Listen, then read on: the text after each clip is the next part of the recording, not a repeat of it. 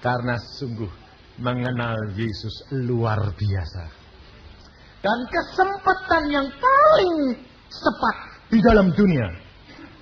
Saudara tahu, ada seorang hamba Tuhan yang dibawa juga pergi ke sana untuk mengenal tiap-tiap kehendak Allah, butuh puluhan tahun nantinya. Tapi kalau di dalam dunia cepat. Karena apa? Ini saat zaman anugerah. Tapi bagaimana caranya mengenal Yesus? Nah ini masalahnya. Ya enggak? Kepengen enggak? Pengen enggak? Pengen kenal Yesus? Perhatiin Bapak tadi. Dia kenal Yesus melalui apa? Digebuki. Sekarang tak tanya, kepengen? Tidak berani. Saudara tahu, saudara mengenal Yesus harus mengalami peristiwa. Masalah. Kalau engkau tidak punya masalah, tidak bakal kenal Yesus. Betul enggak? Lah ya kok takut? Bapak tadi wong dia menghina Tuhan kok ya digebuki sama orang lain. Nah iya. Maka dari itu, apa yang dikatakan oleh Tuhan? Mari kita baca di dalam Yeremia.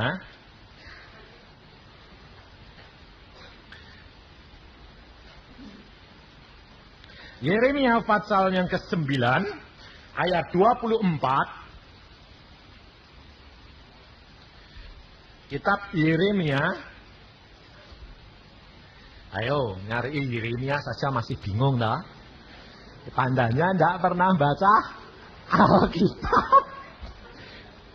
Ayo, apalagi kalau Alkitabnya masih lengket-lengket. Kretek ya. Tandanya tidak pernah dibuka. Nanti kalau waktunya tiba engkau kecewa. Kenapa? Janji Tuhan engkau tidak lihat. Ini loh. Alkitab saya ini sudah ganti beberapa kali. Karena apa? Setiap 6 bulan habis. Setiap 6 bulan habis. Dari umur 12 sampai 51 tahun. Luar biasa. Baca tiap hari enggak pernah bosen. Saudara percaya? Ini luar biasa. Dulunya Alkitab ini obat ngantuk. Nah, ini masih berlaku buat saudara. Kalau tidak percaya, nanti malam kalau tidak bisa tidur, siapa yang tidak bisa tidur, ambil Alkitab. Lalu baca yang di Perjanjian Lama, kitab bilangan. Nama. Nanti matanya bunder masih. Tak plus kitab Alkitabnya jatuh mak pelok. Nah, pengalaman enggak? Kalau baca Alkitab ngantuk enggak? Jujur. Ngantuk. Tandanya masih ada roh yang lain yang menjadi penghalang. Karena kalau engkau kenal Alkitab, mengerti Yesus banyak, setannya rugi. Makanya kalau engkau tidak bisa tidur, mau baca Alkitab, mesti ngantuk. Supaya apa? Tidak lihat cepat banyak-banyak. Baru baca sebentar, kereta tidur. Nah, ya tak? Kok orang Kristen kok susah-susah cari obat tidur? Wong punya obat tidur nomor 1. Ya enggak? Kalau sembahyang tengah malam dibangunin Tuhan, kadang-kadang saudara merasa toh, tengah malam seperti ada yang bangunin. Bangun. Sembahyang. Suruh apa? Masih ngantuk. Lalu sembahyangnya sambil tiduran ya Tuhan. Jadi tangannya dilipat gini terus.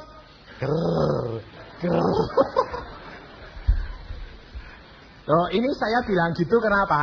Pengalaman. Dulu saya ya begitu. Maka dari itu saudara, tidak usah khawatir, turut Tuhan perlu pemrosesan.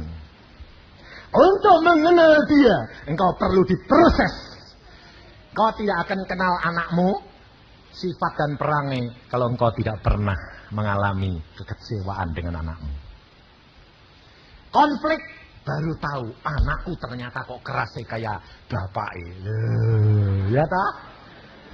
Dulunya asal anak itu nurut, ya pak, ya mah, Engkau tahu sifatnya? Tidak. Suatu saat sudah besar, jatuh cinta. Bapaknya bilang, nak, pergi ke sana.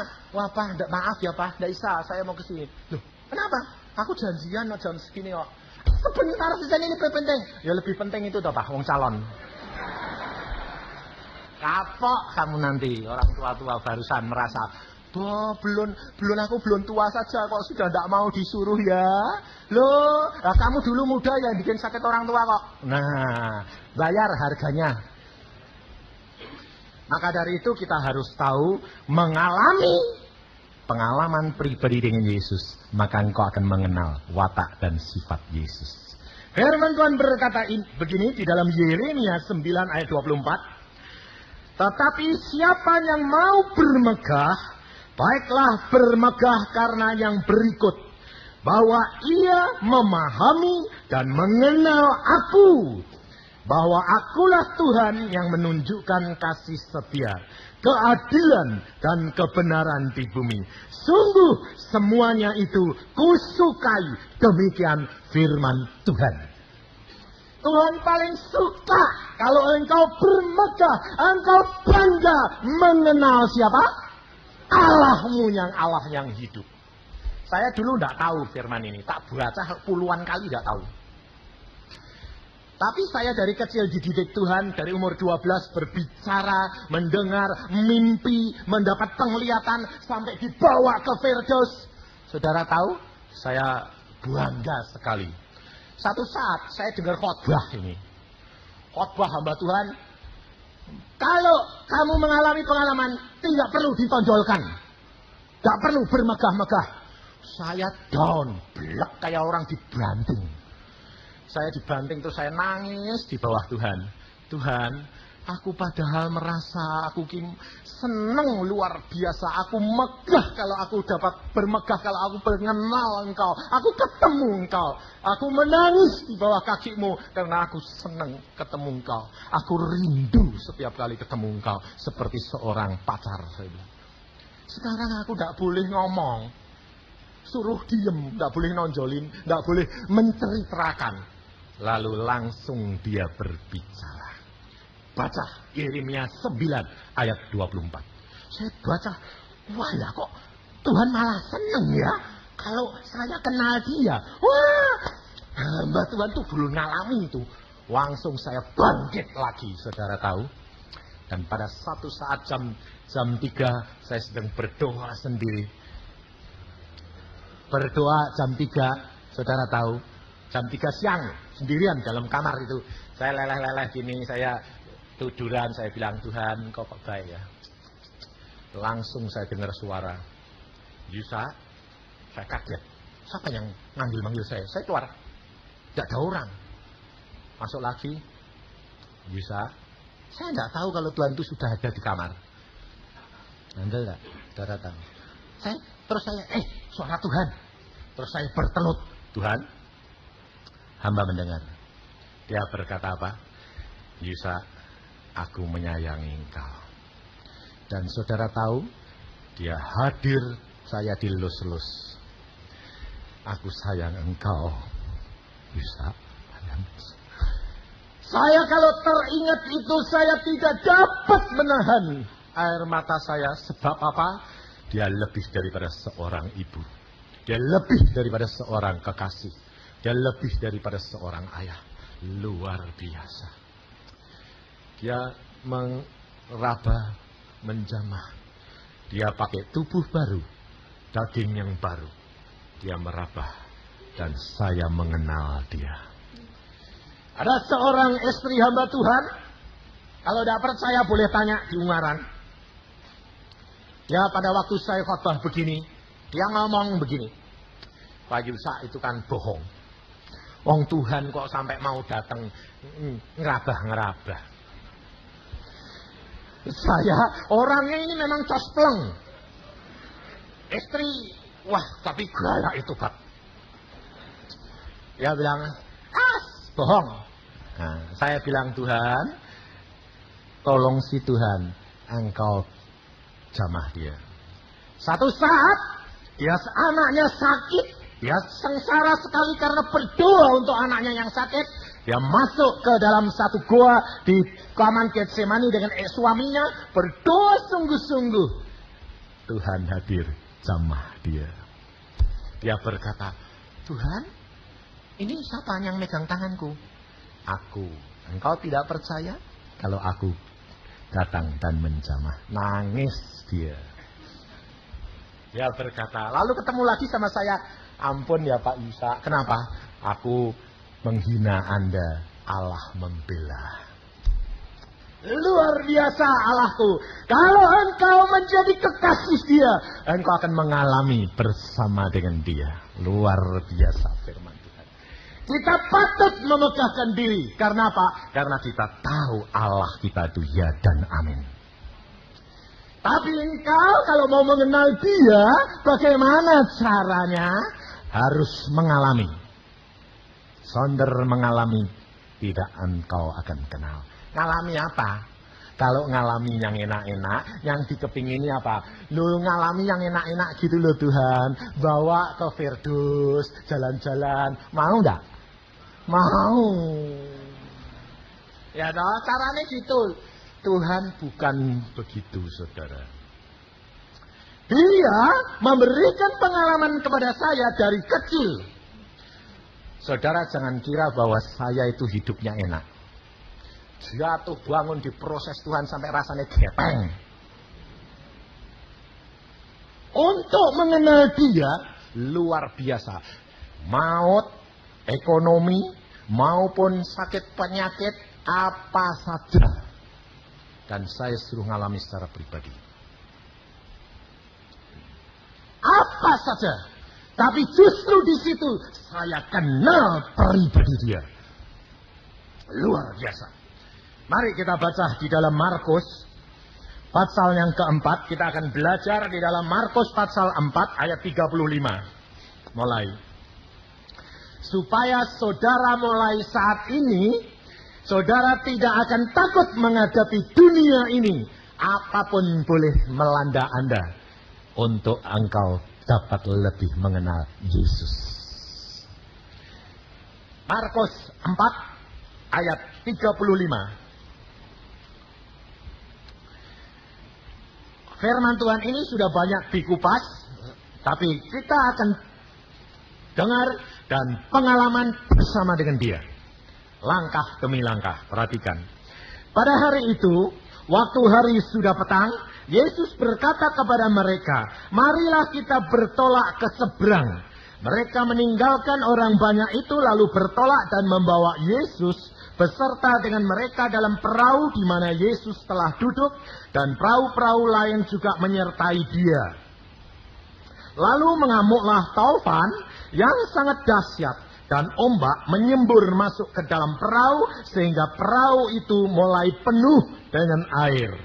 Pada waktu itu Yesus sedang tidur di buritan di sebuah tilam. Maka murid-muridnya membangunkan dia dan berkata kepadanya, Guru, engkau tidak peduli kalau kita binasa? Ia pun bangun menghardik angin itu dan berkata kepada danau itu, diam, tenanglah. Lalu angin itu reda dan danau itu menjadi teduh sekali. Lalu ia berkata kepada mereka, mengapa kamu begitu takut? Mengapa kamu tidak percaya? Mereka menjadi sangat takut dan berkata seorang kepada yang lain, siapa gerangan orang ini sehingga angin dan danau pun taat kepadanya? Kalau saudara perhatikan, murid-murid Tuhan Yesus sendiri di dalam ayat yang terakhir berkata apa? Siapa orang ini? Dia kenal Yesus enggak? Hah? Dia tahu, dia ikut, tapi dia belum banyak mengenal Yesus. Betul tak? Engkau berapa tahun ikut Yesus? Hanya tahu, belum kenal. Betul tak? Kalau kenal, kan mesti sudah salaman. Sudah ngomong-ngomong. Kamu kenal Presiden Soeharto? Orang Jakarta loh, saya tanyai. Sakota. Anda kenal Presiden Soeharto? Kenal? Sudah pernah salaman? Nah, kok bilang kenal? Tahu di mana? Di TV. Ya toh? Engkau kenal Yesus? Banyak yang belum tahu. Melalui apa? Alkitab. Tapi kenal dia belum. Puji Tuhan. Ada yang sudah kenal. Ya. Ini loh saudara. Engkau harus mengenal. Sebab Yesus berkata, domba-dombaku kenal suaraku. Kalau engkau tidak kenal suara dia, engkau akan kacau. Domba-dombaku kenal suaraku. Dan aku mengenal domba-dombaku. Allah kita adalah Allah yang luar biasa. Yesus mau mengajak murid-muridnya ke seberang. Apa itu? Yesus sudah tahu enggak kalau bakal ada angin ribut? Hah? Tahu. Kenapa malah sengaja? Sebab dia mau mengenalkan siapa dia. Ini saudara. Pada waktu saya di Israel, memang luar biasa di Tasik Tiberias ini luar biasa. Bagus, luar biasa. Danaunya itu luas dan bagus sekali. Tapi di tengah-tengah itu danau, semua pinggirnya itu gunung. Pantesan sewaktu-waktu timbul angin ribut karena anginnya itu berputar. Dan pada waktu Tuhan menyeberang, Tuhan di bukit. Di seberang sana rumahnya Petrus. Sana. Nah, saya juga ngeliwati. Oh, rumahnya Petrus di sana. Yuk nyebrang, naik perahu, nyebrang. Wah, senangnya luar biasa. Sebabnya apa? Tuhan, aku kok boleh ngalami. Indahnya bersama dengan Yesus. Padahal saya ini tidak kepengen loh. Yusuf Roni itu minta saya dan ngajak saya 3 kali. Kalau saudara diajak Yusuf Roni mau enggak? Mau. Enggak diajak, saya kepengen turut tok. Saya diajak 3 kali. Sampai dia bilang gini. Sebab Yusuf Roni itu kalau manggil saya Jongos. Saya kalau manggil dia Kacung. Dia bilang. Ya kalau telepon, halo Kacung. Halo Jongos. Halo Kacung, saya bilang. Saya orangnya enggak peduli. Dia yang ngajak 3 kali. Kalau enggak percaya tanya. Dia bilang, ayo Pak Isa pergi Israel. Yang ngajak kamu atau bos? Saya bilang. Kalau bos di sana berkata, Yusa berangkat. Saya berangkat, gak usah mbak ajak. Gak usah bayar. Aku gak kepengen mbak bayari. Bosku lebih kaya. Orang kok seperti kamu. Kenapa? Kalau gak diperintah dari atas kok gak mau. Ya, saya bilang. Saya bergantung sama dia, bukan bergantung sama manusia. Alkitab berkata, kalau orang bergantung pada manusia, terkutuk. Loh, betul enggak? Tapi saudara kerap kali gantung sama siapa? Ayo, contohnya, saya kasih tahu. Kalau punya kesulitan atau sakit, Anda bertelut sendiri gantung Yesus. Atau bisik-bisik pergi ke hamba Tuhan cari supaya didoakan. Ayo, lari kemana? Hamba Tuhan toh. Kalau enggak ke dokter toh. Siapa toh hamba Tuhan itu? Manusia. Kenapa? Tuhan Yesusnya enggak kelihatan kok Pak Yusa. Loh, betul enggak? Ini loh saudara. Belajar mulai pribadi dengan Yesus. Praktekkan firman Allah. Engkau akan melihat Allahmu luar biasa. Justru kalau kamu kejepit, tidak ada yang mau nolong, itu malah beneran. Sebabnya engkau teriak sama Yesus, Yesus tidak tahan hatinya karena dia melihat hati yang hancur. Dan dia pasti pintu surga terbuka. Luar biasa Allah. Murid-murid diajak naik ke perahu, Tuhan Yesus tahu. Kenapa? Murid-muridnya itu masih sombong. Dia nelayan, Yesus tukang kayu. Lalu Murid berkata apa? Oh, nyebrang. Oh, ini sudah bagianku Tuhan. Engkau tidak usah ikut-ikut. Engkau di pinggir, di belakang aja. Istirahat, tidur. Kami tidak butuh engkau kok Tuhan. Wong cuma nyebrang aja. Ahli nelayan. Di dalam perdagangan saudara juga begitu dah. Kalau sedang semuanya lancar, oh ini cuan, oh ini pasti untung. Sembayangnya, terima kasih Tuhan. Oh beres semuanya, betul enggak? Enggak tahunya sampai di sana, orang yang manis-manis malah nipu, enggak bayar, kapok. Kalau sudah enggak bayar baru, Tuhan. Lalu Tuhan bilang, apa? Itu enggak bayar.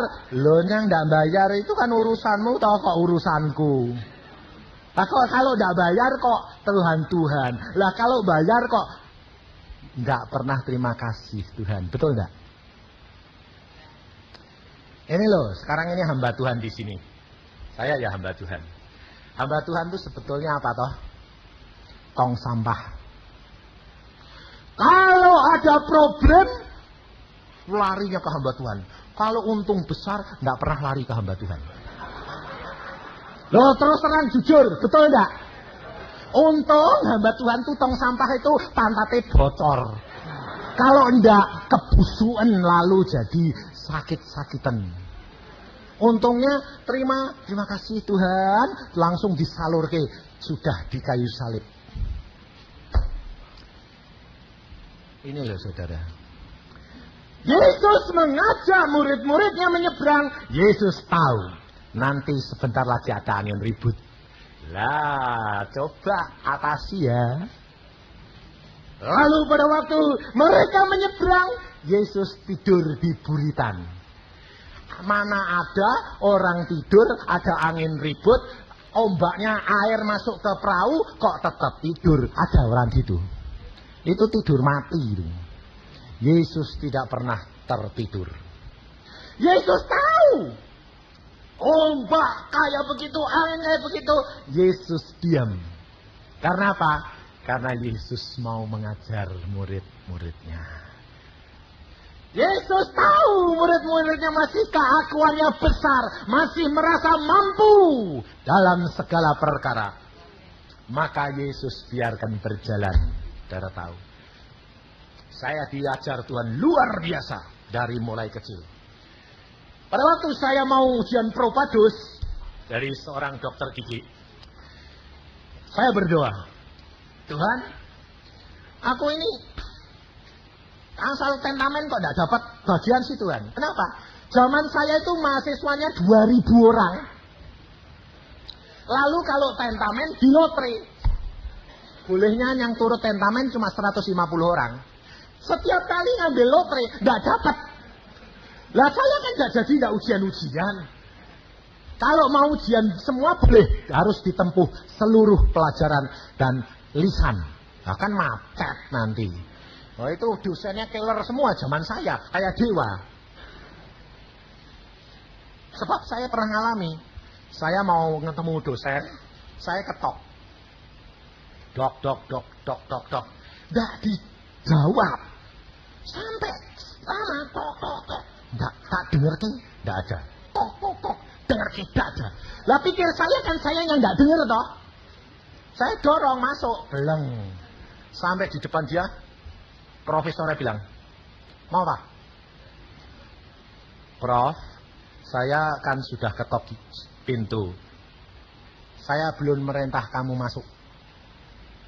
Sudah lama itu Prof. Biar lama kamu yang berkuasa atau saya. Lah saya mau tentamen Prof. Bilang apa? Tunggu 3 bulan. Kenapa Prof? Karena kamu lancang masuk. Itu zaman saya. Saudara tahu sekolah. Makanya yang jadi dokter atau cuma 10% dari seluruhnya. Tidak lebih dari 10%. Dosennya itu kayak dewa. Dan pada waktu itu saya ambil lotre tidak dapat. Akhirnya sampai 2 tahun Propadus. Lah kan saya teriak sama Tuhan, Tuhan, yang suruh sekolah engkau kok.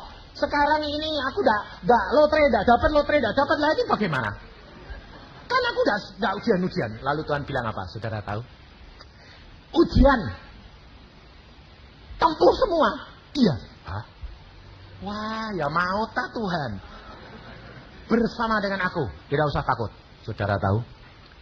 Seluruh mahasiswa yang ujian cuma orang 2 gelintir yang berani nempuh seluruh fak. Teman saya yang satu sekarang jadi dokter di Kudus, dia jatuh seluruh fak jatuh setahun. Ngulang. Nah, saya pada waktu itu berdoa begini, Tuhan, saya mau ujian. Nurut, saya bilang. Tuhan bilang, ya. Lalu saudara tahu, fak yang saya kuasai, saya berdoanya gini. Persis kayak murid-murid ini. Cuma murid-murid gak ngomong, saya ngomong. Saya ini orangnya plak-plak-plak-plakan. Saya sembahyang gini, Tuhan, fak ini kimia, aku sudah kuasai. Dan saya menentir teman-teman. Dalam hal ini, engkau gak usah ikut-ikut, gak apa-apa. Loh itu betul saya alami gitu. Nanti yang lain tolong ya Tuhan, yang ini enggak usah. Saya sudah bisa. Saudara tahu? Mau berangkat ujian, saya berdoa. Bertelut dulu. Tuhan bilang apa? Belum nama saya pada waktu itu belum Yusa. Chongsin? Dia bilang. Karena Chong itu kuat, Sin itu percaya. Loh. Lumayan loh nama saya. Kuat dalam percaya. Dan pada saat itu dia bilang, Chongsin, engkau sombong. Engkau tidak bakal lulus untuk fak ini. Saya bilang, tidak bisa dong Tuhan. Asal engkau tidak ikut-ikut. Janji. Tuhan bilang, aku berkata engkau tidak lulus. Saudara tahu? Saya berkata, asal engkau tidak ikut-ikut, pasti saya lulus. Habis. Soal itu bukunya tebelnya segini, ini apal semua. Pertanyaan 2.500 pertanyaan apal semua. Dosennya mau tanya paling-paling berapa. Saya pada waktu itu maju dengan hati yang besar. Tuhan, meskipun Tuhan ngomong gitu, saya belum percaya. Saudara tahu, diproses Tuhan. Masuk dulu. Ya. Kalau orang berani itu kan lain toh, enggak gini tapi ya. Tanya sama dosennya. Apa ini? Oh, gampang, saya bilang. Langsung saya tahu. Oh, jawabannya halaman segini. Saudara tahu, mau jawab lidah ini kaku. Lidah ini kaku. Di sini tahu, tapi ini tidak bisa jawab. Dosennya bilang, ambil kertas, tulis. Saya ambil pikir saya, kaku ya, nulis bisa toh. Saya tulis. Tangan, gerak. Waduh, jadi seperti ini tuh kena lem. Aduh. Langsung dosennya bilang apa? Ini opahnya mahasiswa kalau tidur terlalu malam. Langsung pada saat itu saya diberi apa? Telur. Air mata saya turun. Nangis saya. Di luar teman-teman bilang, bagaimana? Kok nangis? Aku tahu tanyaannya. Aku tahu jawabannya. Tidak bisa jawab. Kenapa? Lidahku kaku. Nulis, tanganku kaku. Kenapa gitu? Dihukum. Engkau kalau tidak mengalami kuasa Allah yang nyata, engkau tidak akan mengasihi Dia luar biasa. Saya punya pengalaman tuh aneh-aneh, antik-antik. Tapi bandelnya saya luar biasa sama Tuhan. Tak jawab bantah-bantahan terus. Lalu yang kedua, saya sudah mulai takut toh. Mulai khawatir, saya bilang, Tuhan, aku mau ujian fisika. Tolong ya Tuhan. Tuhan bilang apa? Tidak lulus lagi. Loh Tuhan, aku sudah tidak mau sombong. engkau belum jera, masih sombong. Jangan si Tuhan, tidak lulus. Tetap tidak lulus. 2 fak sudah, padahal faknya 9. Jatuh 2 berarti sudah 1 bulan. Jatuh 3 bulan, jatuh 4, 6 bulan, jatuh 5, 9 bulan, jatuh 6, setahun.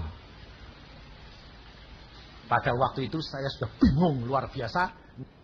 Baik, mulai ini aku sertai. Tapi aku tidak mau jatuh setahun. Kalau setahun saya tidak lulus, saya keluar. Saya bilang, saya tidak mau sekolah. Saudara tahu, saya mengalami seperti Abraham. Tuhan berkata apa? Tidak jatuh setahun. 9 bulan ya tidak mau.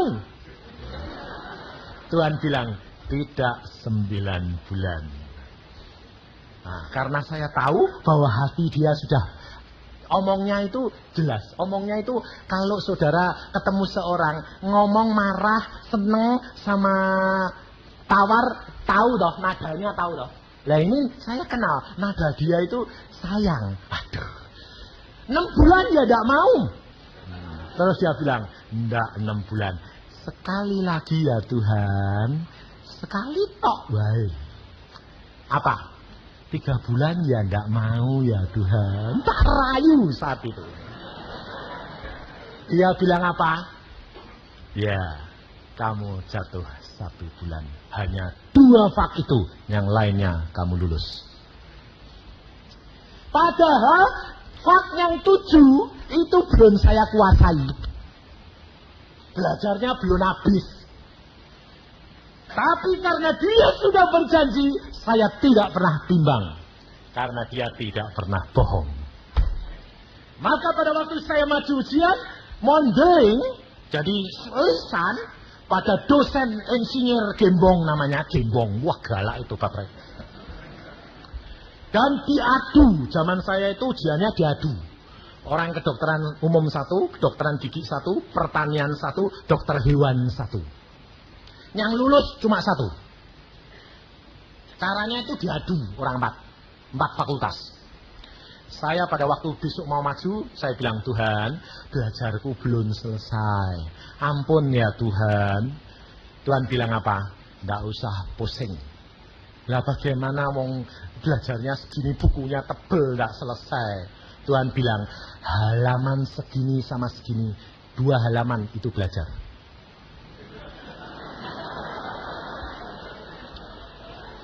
Tapi waktu saya buka, berdebar hati saya. Kenapa?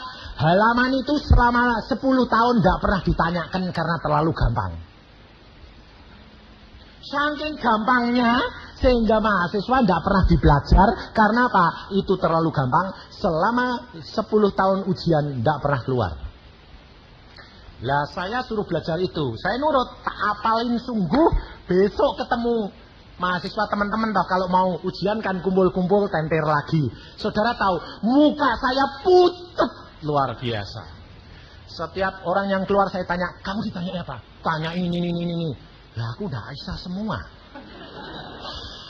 Terus dijak tenter, tidak bisa. Saya bilang, sip, saya pergi menyendiri, tak sembahyang. Diam saja. Teman datengin, kamu ngapain? Aku takut kok. Hatiku deg-degan. Kenapa? Lah aku cuma belajar 2 halaman. Loh kamu ini gila? Iya, memang cuma 2 halaman. Kamu 2 halaman belajar mana? Ini sama ini. Untuk 10 tahun gak bisa keluar. Iya. Lah kamu mau gantung diri? Iya.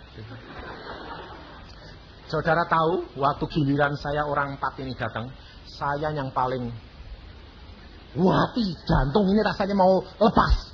Sebab pasti kena maki. Sebabnya apa? Dosennya ngerokok, pakai fan.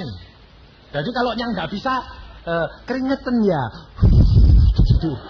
Bayangin, nggak setengah mati. Jadi dia sudah sedia fan kecil di sini sama. Mari masuk. Saya yang paling gini. Sebab pikir mateng saya, mati saya. Tapi pada waktu itu saya berdoa terus, Tuhan, pegangi jantungku sih Tuhan. Ini deg-degan, takut. Aku bilang gitu. Saudara tahu, demikian saya melangkah pintu dia, jantung saya dipegang Allah. Gelek, rasanya itu mantap, berhenti, yakin. Iman itu turun, gelek. Dan Tuhan berkata, engkau berjalan dengan aku. Tidak usah takut. Saya mantapnya luar biasa, saya duduk, gelek. Enggak gini, tapi ya gini. Waktu itu terus dosennya bilang apa gini, saya tahu mahasiswa yang tadi ujian semuanya itu gagal. Saya tahu kamu kelompok orang 4 ini, 4 mahasiswa, 4 fakultas. 10 tahun tidak pernah ada yang belajar halaman ini dan halaman ini. Waktu itu saya ini, yang lain gini, dulunya lain gini, sekarang gini, saya gini saya. Sebabnya apa? Loh itu yang tadi malam Tuhan ngomong. Saudara tahu, Allah menetapkan. Manusia boleh berusaha, Allah yang berkuasa menetapkan. Luar biasa. Dan satu demi satu ditanya, tidak ada yang bisa. Satu, tidak ada yang bisa. 10 pertanyaan saya jawab semua. Dan dosennya berkata begini, yang teman saya yang kasihan apa? Langsung dengar gitu, belum ditanyain, keringetnya sudah habis. Terus dosennya ngambil fan, panas ya. Bayangin, saya lihat kasihan luar biasa, sampai gemetar. Semuanya 0. Saya cum laude. Lalu dosennya bilang apa? Lah iya, kalau belajar itu jangan spekulasi. Saya mesem. Lah saya yang spekulasi paling banyak. Cuma belajar 2 halaman. Ya saya ya mesem. Tidak berani bohong, saya mesem. Kamu udah spekulasi, saya tidak berani. Ya, tidak berani. Ketawa karena apa? Ya wong saya yang tidak belajar loh. Engkau dosen adalah alat Tuhan.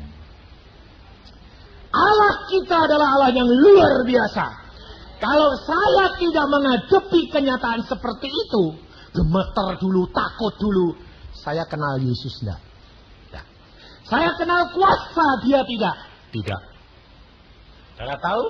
Maka kalau engkau menghadapi pencobaan dan penggodaan, ucapkan syukur. Katakan kepada dia, terima kasih Tuhan kalau ini engkau berikan kepadaku, supaya aku tahu kuasamu untuk memberikan aku jalan keluar. Dia Allah yang luar biasa. Dengan begitu engkau akan melihat bagaimana Allahmu yang sesungguhnya. Saudara tahu. Dan ini dialami anak saya. Loh, saya itu kalau didik anak. Makanya saya kalau khotbah, saudara saya pancing. Ayo pengalaman pribadi. Anak saya, ya begitu. Pak, Papa ngalami. Aku bisa ngalami sama Tuhan. Alami. Kalau tidak ngalami, jangan jadi orang Kristen. Betul, betul. Saudara tahu, anak saya ngalami. Dia pada waktu satu saat, dia mau ujian, mau ulangan 3. Adiknya yang kecil minta ditentir, minta diajari. Dia bilang, maaf ya Sam, aku mau belajar sendiri, nanti belajar kan, ngajari Anda kan aku tidak bisa belajar.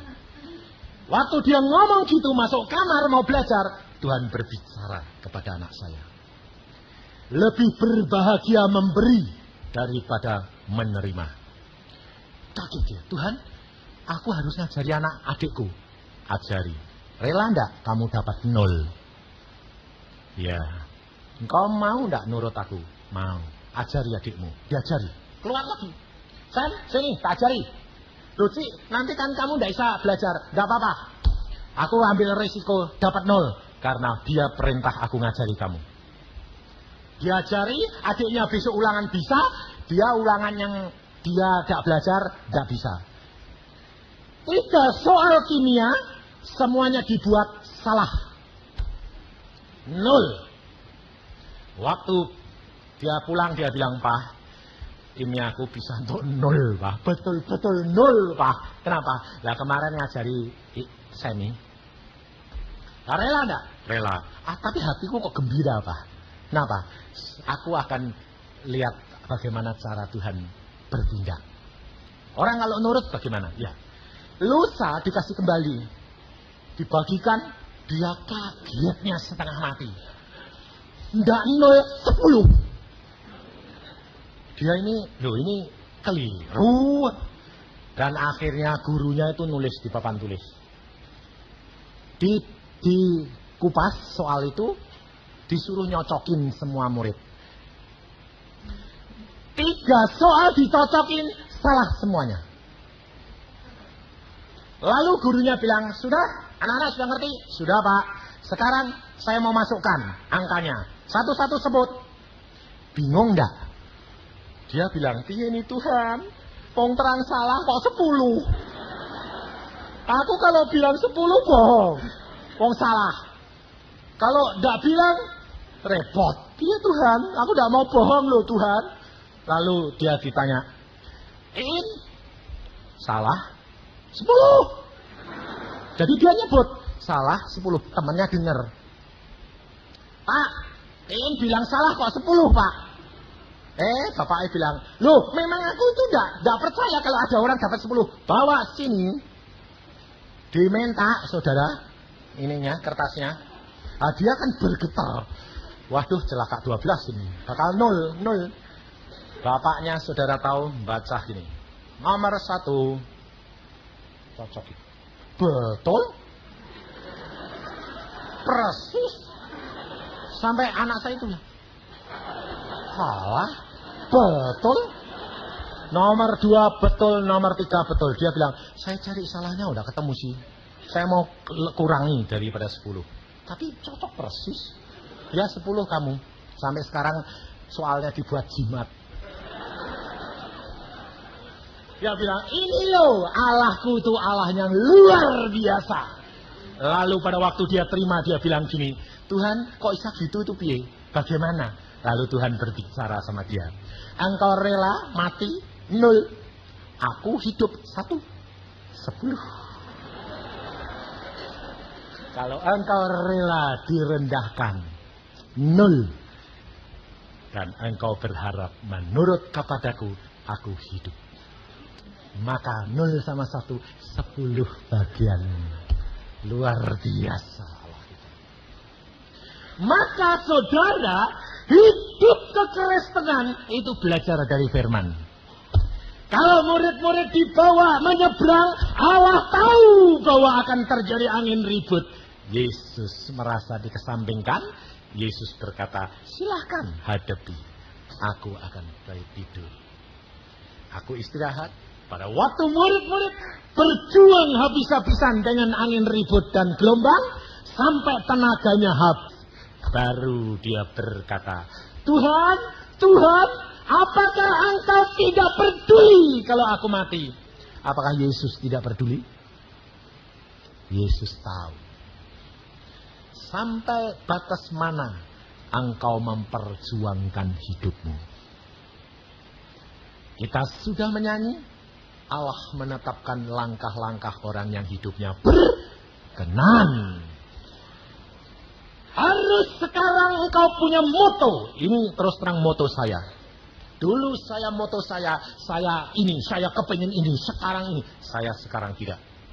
Waktu di Israel jam 4 pagi saya dibangunkan Tuhan. Tuhan berkata, sembahyang. Nah, saya berdoa.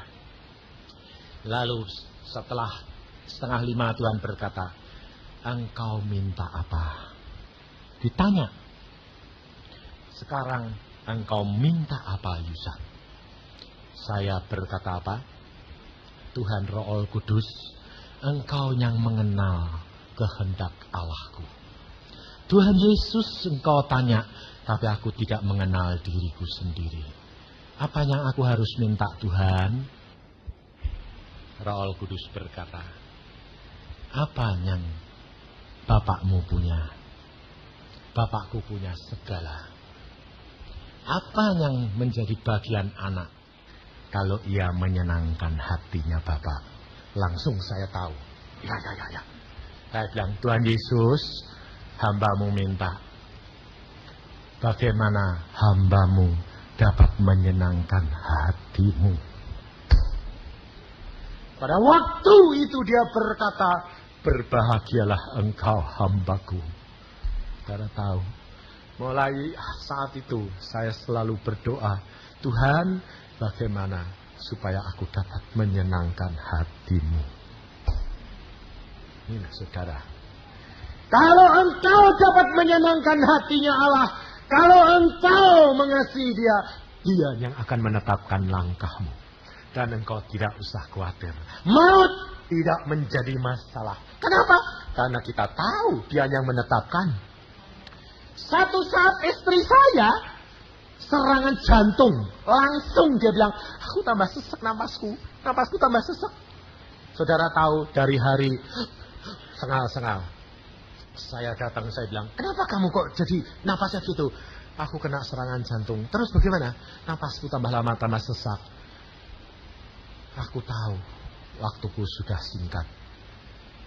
Ya sudah toh, ucapkan syukur. Kalau harus pulang, pulang.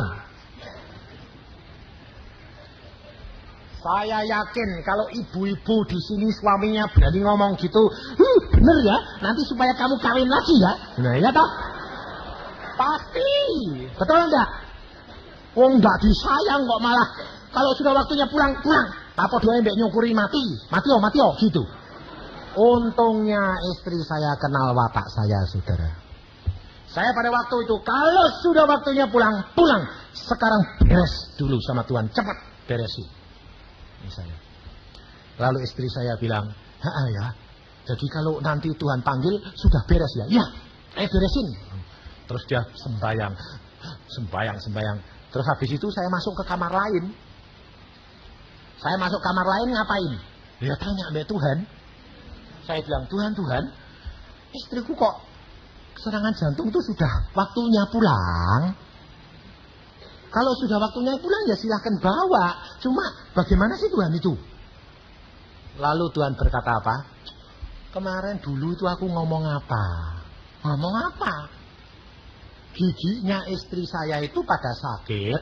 Saya bilang, cabuti baik. Ganti gigi palsu, jadi tidak usah sakit. Lalu Tuhan ngomong sama saya, jangan kamu cabuti. Dia terlalu peka, tidak bisa pakai gigi palsu. Biar dirawat, masih kuat 5 tahun. Oh iya, Tuhan kemarin kau bilang, iya, aku kan ngomong masih kuat giginya, aja kuat 5 tahun. Apa jantungnya sekarang berhenti? Akan tidak konsekuen Tuhan. Oh iya ya, terima kasih. Terus saya masuk kamar lagi. Dia belum selesai sembahyang. Ucapkan syukur, gigimu masih kuat 5 tahun. Kamu tidak mau mati, mau sembuh. Amin. Dia buka mata. Sembuh. Tidak apa-apa. Ya, ucapkan syukur. Ya. Langsung saudara tahu dia bilang, terima kasih Tuhan. Kalau engkau masih tambahi aku dan tidak ambil pulang sekarang. Sembuh saat itu sampai sekarang tidak ada apa-apa. Percaya enggak? Engkau kalau tidak mengalami sendiri, engkau tidak akan melihat kuasa Allahmu. Jadi kalau ngalami maut itu jangan pusing. Malah pusing, malah takut, malah gemeter, malah kebingungan. Itu namanya bukan orang percaya. Saudara tahu. Firman Allah berkata, di mana imanmu? Di mana percayamu? Pada waktu murid-murid dia mengalami itu, dia grogi, dia tanya, Tuhan, engkau tidak pedulikan aku? Yesus berkata, di mana imanmu? Jadi, kalau saudara mengalami pencobaan, mengalami problema, firman Tuhan, ucapkan syukur. Jadi, orang Kristen itu harusnya dianggap orang dunia orang gila. Sakit ngucap syukur, masalah ngucap syukur, lah orang sinting. Betul lah. Katakan, memang aku gila dengan Tuhan.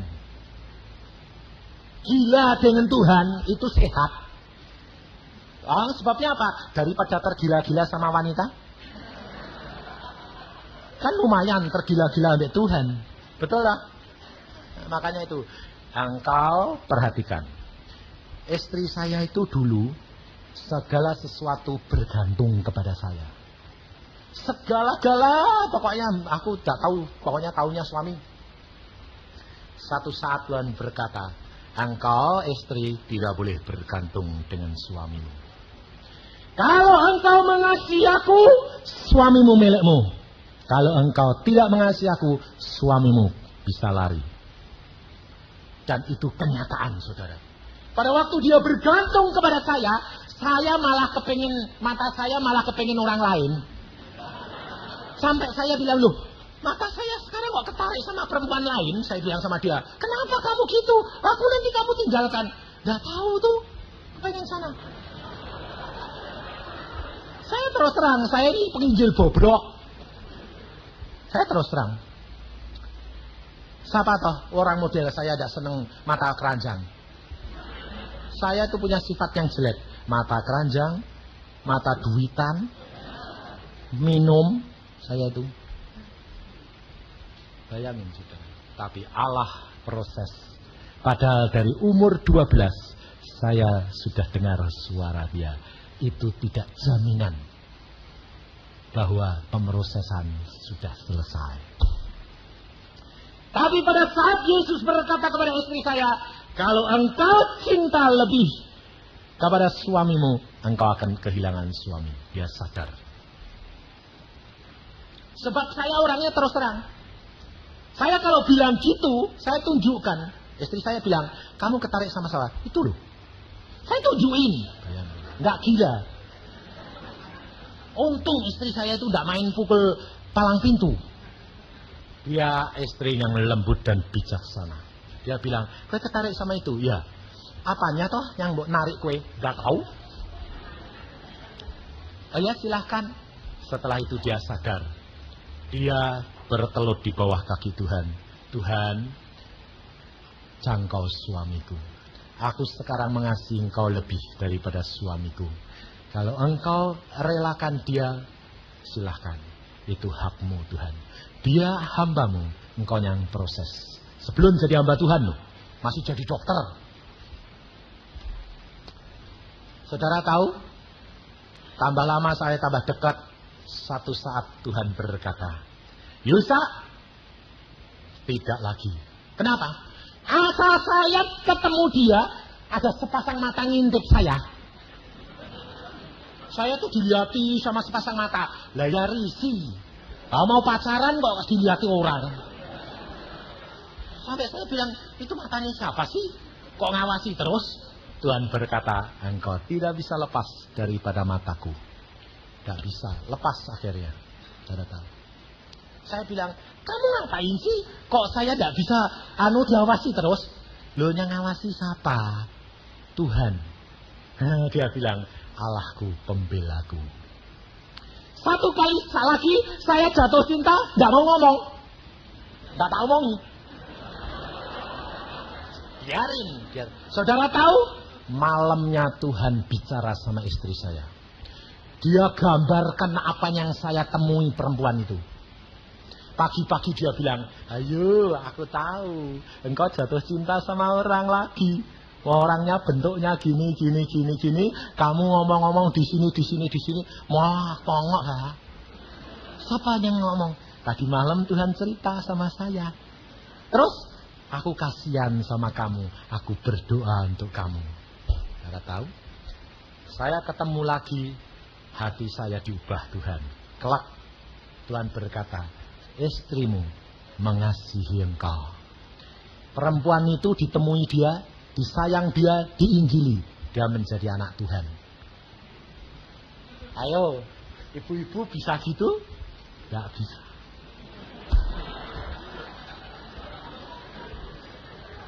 Itu namanya kasih. Tapi dia memenangkan sehingga saya dipeliharakan oleh Allah. Pencobaan itu baik untuk supaya engkau mengenal Yesus lebih. Engkau melihat kuasa dia, engkau melihat cinta dia, engkau melihat jalan keluar yang Allah berikan. Engkau akan berkata, Allahku adalah Allah yang besar. Siapa yang boleh melawan aku kalau Allah beserta dengan aku? Jadi engkau tidak usah takut, saudara. Tidak ada perkara yang besar di hadapan hadirat Allah. Angin ribut, Allah cuma berkata apa? Diam. Semuanya berhenti. Lalu murid-murid, siapa dia? Nah, kamu tahu? Yesus itu siapa? Kalau engkau tidak mengalami angin ribut, engkau tidak kenal pribadi dia. Maka dari itu, saudara, apa yang engkau takutkan? Apa yang engkau khawatirkan? Allahmu sudah tahu apa kebutuhanmu. Tidak ada barang yang mustahil bagi dia. Apapun dia sanggup melakukan. Karena Allah kita adalah Allah yang luar biasa. Saya akan tutup dengan satu kesaksian pengalaman saya dengan anak saya perempuan. Pada waktu kita pulang dari Australia, jalan-jalan loh sama satu keluarga. Lalu pulang, dia sudah tes masuk fakultas 2 tahun yang lalu. Tidak diterima. Waktu tidak diterima, uang kita sudah habis buat jalan-jalan, sebab pikir saya diterima. Oh, dia cukup pinter. Ternyata tidak diterima di Indonesia. Terus akhirnya dia berdoa, Pak, aku tidak diterima di sini. Terus bagaimana? Tuhan sudah berbicara, pergi ke luar negeri. Hah? Lah ke luar negeri itu biayanya siapa? Uang-uangnya sudah dibuat jalan-jalan habis. Lalu dia berkata, tidak tahu. Tuhan ngomong apa? Ayo sekarang kita berdoa lagi, doa puasa 3 hari. Engkau sendiri, papa sendiri. Tuhan akan berbicara kepadamu, Tuhan akan berbicara kepada papa. Ceking. Ya. Berdoa. Tuhan jawab dia. Dia berkata, Tuhan berkata, berangkat ke mana? Holland. Loh, Holland tuh enggak punya family. Enggak punya teman. Teman itu cuma anak mahasiswa baru di sana setahun, anaknya Tony. Enggak punya yang lain. Lah kamu tuh sponsornya siapa? Enggak tahu. Tuhan berkata, Holland. Saya bilang, Tuhan, Holland. Holland. Ya, Holland. Saya bilang. Padahal itu sudah Agustus, saudara. Agustus tanggal 15. Saya tanggal 21 ngadakan kebangunan rohani di Gelora gedung olahraga di Bandung. Nah, berangkat kapan? Nggak tahu, Pak. Ya sudah, saya berdoa, Tuhan, berangkat kapan? 22, berangkat. Tinggal seminggu ini cari paspor, cari tiket, uang lagi. Bagaimana, Tuhan? Berangkat. Nah, ya sudahlah. Saudara tahu, kita butuh uang pada waktu itu, saya hitung-hitung kira-kira 3 juta. Saya berdoa. Menyiapkan apa? Berdoa bukan buat ini. Berdoa nyiapin kebangunan rohani. Berdoa. Tuhan ngomong, uang aku kirim. Hah? Engkau gerakkan siapa sih, Tuhan? Pokoknya kamu tinggal di rumah, nanti datang. Dari luar kota saya terima 3 juta. Luar biasa. Saya sampai melongok. Loh, kok orang tahu kalau aku mau berangkat ini siapa? Dia tinggal perintah orang. Ting! Saya bilang luar biasa Allah itu. Lalu saya sudah terima, saya bikin paspor. Saudara tahu, bikin paspor itu kan minta tiket. Tiketnya kan pulang pergi diminta. Saya cari tiket tidak ada. Sudah penuh semuanya. Saya pergi ke kedutaan, wakil kedutaan Belanda di Bandung.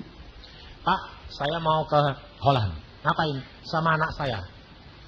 Kalau bilang sekolah ditanyai, mana surat sponsor, mana les bahasanya, dia bahasa Belanda sekecap gak bisa. Oh, belum pernah les. Bayangin, saudara. Lah, saya bilang, Pak, mau ke sana, mau ngapain? Orientasi. Gak bohong toh? Melihat sana saya. Oh ya, ternyata wakilnya duta itu kenal saya. Pak Yusa, mau berangkat? Ya. Lah mana tiketnya? Belum dapat. Wah, sebetulnya enggak boleh, Pak. Tapi saya kenal Pak Yusa. Nah, terus nanti saya yang ngurus. Kalau Bapak tiket tidak dapat, saya akan usahakan melalui kedutaan. Aneh enggak? Jadi paspornya keluar. Dalam waktu 4 hari keluar. Nah, setelah keluar, saya ini cari tiket. Saya pergi ke travel. Saya bilang, Pak, mau ke Holland, Amsterdam, atau di pokoknya Belanda. Saya bilang, semua penuh. Tidak ada. Garuda, KLM, SQ, tidak ada. Semua penuh. Liburan. Nah, saya ya pulang toh. Bukan salah saya toh. Di mobil saya bilang, Tuhan, penuh. Nah, saya ya cuma gitulah, mau apa? Wong travel bilang penuh. Penuh. Tuhan ngomong, balik. Lu penuh kok balik? Balik. Ya saya balik lagi, naik mobil. Muncul lagi di direkturnya itu. Direkturnya masih ada. Dan direkturnya orang Kristen, tapi nakal. Karena enggak bayar utang saya. Nah, terus saya bilang, balik, Tuhan suruh ngomong apa? Katakan kepada direkturnya. Mana direkturnya? Ini. Ada. Nah, saya ya bilang, Pak, saya butuh 2 tiket. Kemana? Holland. Loh, tadi kan Bapak sudah datang toh? Iya. Bapakku. Lah ya memang bapakku di surga kok. Dia pikir presiden. Dia bilang, oh presiden. Bukan. Mulai dia melotot. Bukan. Siapa? Bapakku. Bapak siapa? Yang di surga. Oh. Pikirnya saya orang gila. Saudara tahu. Ternyata dia orang Kristen loh saudara. Anggota Cibunut DKI. Saya berkata, Pak, Allahku berkata ada. Tapi saya yang anggota, saya yang tahu jadwalnya tidak ada. Ada. Loh, Bapak yang ngurus atau saya? Saya bilang, saya yang mau beli, Anda yang ngurus. Ada. Allahku berkata ada. Dia berkata, tidak ada. Gini saja Pak, daripada ribut, saya bilang. Bapak introkal ke Jakarta. Pesawatnya SQ, Singapore Airlines. Saudara tahu? Sampai Tuhan ngomong sama saya jelas. Pesawatnya SQ. Bapak introkal ke Jakarta. Kalau tidak ada, ongkosnya saya bayar. Tapi kalau ada, Anda bayar. Oh baik. Saudara tahu? Dia introkal besok pagi jam 9. Saya langsung dapat dari SQ Jakarta, langsung dari Singapura. Pak Cipto? Ya, ada 2 tiket Pak. Atas nama Bapak dikirim dari Singapura Airlines. Hanya ada 2 tempat persis untuk Bapak dan anak Bapak. Luar biasa enggak Allah kita. Lalu saya datang ke travel, saya bilang, ada. Mana? Saya tadi introkal. Tiketnya sudah ada. Ambil ada. Saya habis kebangunan rohani, besok saya terbang ke Holland. Sampai di sana saudara tahu, saya itu orang dokter gigi, tapi tidak bisa bahasa Belanda. Nah, saudara tidak percaya tidak apa-apa, tapi saya tidak bisa. Istri saya pinter. Istri saya suruh nganter anak saya, tidak mau. Takut. Lah, aku tidak bisa lodo, aku bilang gitu. Anakmu udah bisa londo. Lah di sana itu kan kayak kera ditulup. Saya bilang gini-gini. Mau ngomong apa? Oh enggak bisa Belanda. Saya bilang. Ya Inggris toh. Aku Inggris itu kayak pelentang-pelentong. Enggak bisa kok. Saya bilang. Langsung saudara tahu di pesawat setelah turun kita berdoa. Anak saya bilang, Pak itu paspornya kok satu-satu Pak. Diperiksanya kan satu-satu. Enggak boleh berdua. Satu-satu. Jaraknya 5 meter. Satu masuk. Lah saya bilang, nih satu-satu tuh nih. Lah aku dari apa-apa tanya nggak ngerti. Lah terus bagaimana? Ya berdua. Lah terus tengking yuk, tengking. Dalam nama Tuhan Yesus, engkau jangan tanya-tanya. Saya orang Guam, jalan. Saudara tahu, Suami istri berjalan nggak boleh di depan saya loh. Nggak boleh. Satu-satu. Saya nekat. Setelah selesai saya bilang, dalam nama Yesus, jalan. Orang dua, paspor saya tempelkan dua-dua, saya senggol anak saya. Katakan, dalam nama Tuhan Yesus, jangan tanya apa-apa. Sebabnya tanya saya tidak ngerti apa-apa. Saudara tahu, paspor cuma dilihat. Oke. Aku bilang, saya jalan luar biasa. Inilah saudara. Kalau engkau tidak mengalami bersama dengan Yesus secara pribadi, engkau tidak akan percaya. Langkah demi langkah bersama dengan dia. Dia buka pintu. Tidak ada pintu-pintu besi yang tertutup. Luar biasa. Dan saya datang sana pakai paspor turis. Dapat cuma 1 bulan. Tapi pada waktu saya sampai di sana, saudara tahu, ketemu anak Tony, saya berkata, Jeff, ini bagaimana? Gampang sih om, ayo. Ini ada urusan kok om. Ada biru mahasiswa Indonesia sekarang. Wah, beneran. Saya datang ke sana, dia bilang, mau masuk apa? Arsitektur. TH, oke. Kamu ke polisi. Saya ke polisi. Ada Isa Belanda. Ngajak teman. Tolong toh ngomongin. Terus polisinya berkata, saya perlu sponsor. Gak punya sponsor, gak punya kenalan. Sponsor itu harus gajinya 4.000 gulden. Walah siapa? Langsung saya pulang. Salah satu anak, Roy namanya, dia bilang sama tantenya. Tantenya itu bilang gini, gak apa-apa nanti kita sponsori. Tapi si tante ini belum bilang sama suaminya. Nah besok janjian. Saudara tahu, malamnya Tuhan bicara sama saya. Dia lihatkan saya, ketemu tantenya, ribut sama omnya. Perkara siapa? Perkara saya. Karena omnya belum kenal, tantenya belum kenal, kok berani nyponsori. Jadi si suami ini marah sama istri. Saya malam-malam ditunjuki Tuhan, lalu saya bangun. Loh tadi saya lihat, itu kan om sama tantenya, katanya om sama tantenya Roy. Ya. Loh kenapa Tuhan kok ribut perkara saya? Dia belum kenal engkau, dan dia tidak mau nyponsori. Langsung pagi-pagi saya bilang sama Roy. Roy. Batalkan sponsor ommu. Kenapa om? Ommu tidak setuju. Karena tantemu yang dorong. Dia terpaksa. Batal.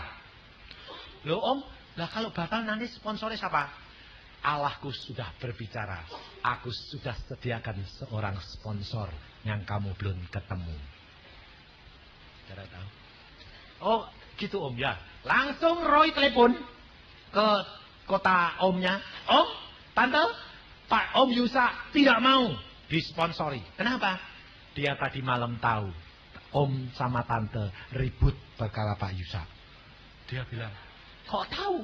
Tuhan Yesus yang ngasih tahu. Kapok dah. Saudara tahu? Luar biasa Allah kita itu. Lalu minggunya, tantenya ketemu saya bilang apa? Maaf ya Pak Yusa, kalau suami saya tidak berani karena belum kenal. Oh tidak apa-apa. Lah Pak Yusa nanti sponsornya siapa? Tuhan sudah sediakan. Waktu saya di gereja kebaktian, tidak tahunya itu teman saya dokter gigi sudah jadi warga negara Belanda di sana 20 tahun. Dia di sana, dia bilang, loh Pak Yusa kok di sini? Oh kamu di sini? Iya. Tadi malam aku baru bersaksi perkara dokter gigi jadi hamba Tuhan. Kok kamu muncul di sini? Wah Allah itu luar biasa ya. Terus dia bilang, kamu butuh apa? Aku ini kesini ngantar anak saya mau sekolah. Perlu sponsor. Aku sponsornya.